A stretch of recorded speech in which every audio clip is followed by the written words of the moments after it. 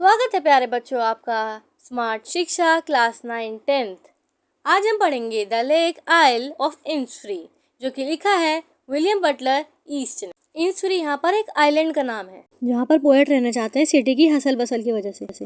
Poet के बारे में जान लेते हैं। तो हमारा जो पोएट का बर्थ हुआ था वो हुआ था 13 जून 1865 में और उनकी डेथ हो गई थी 28 जन 1939। वो एक आयरिश ओरिजिन के पोएट थे, वो एक ड्रामेटिस्ट थे, वो एक प्रोज राइटर थे और फॉरमोस्ट फिगर थे 20th सेंचुरी के।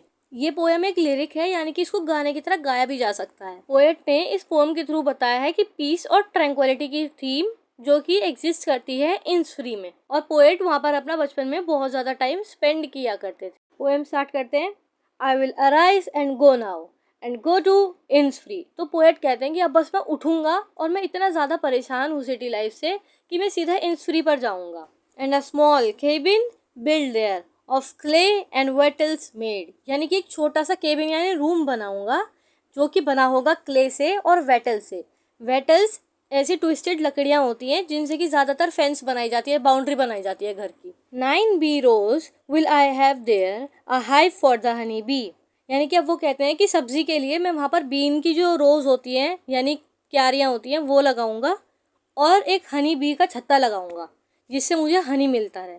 ठीक है, पूरे खाने पीने का सिस्टम देख रहे हैं अपना। And live alone in the bee loud glade. अब आगे वो कह रहे हैं कि मैं उस पूरे एरिया में अकेला रहूँगा और वहाँ पर जो भी साउंड आएगा वो सिर्फ और सिर्फ बीज का आएगा और उस पूरे ग्लेड में सन्नाटा होगा। ग्लेड यानी कि ओपन स्पेस में सन्नाटा होगा। And I shall have some peace there, और कह रहे हैं मुझे वहाँ जाकर थोड़ा सा पीस मिलेगा। For the peace come dropping slow, यानी कि वो ऐसा पीस है जो कि स्लोली ड्रॉप करता है। Dropping from the veils of the morning, और वो कहाँ से ड्रॉप कर रहा है?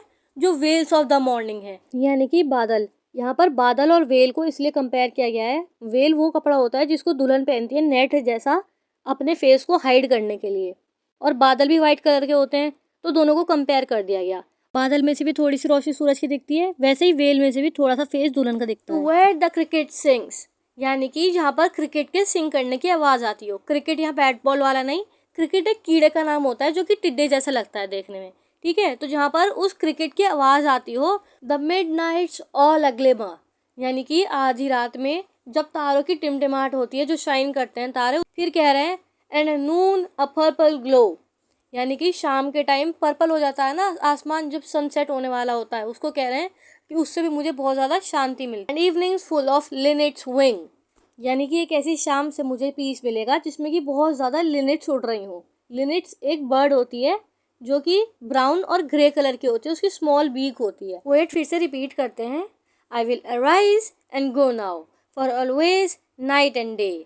तो वो कहते हैं कि मैं अब उठूँगा और चला जाऊँगा, क्योंकि दिन हो या रात हो मुझे सिर्फ और सिर्फ इन्सफ्री ही दिखाई देता है।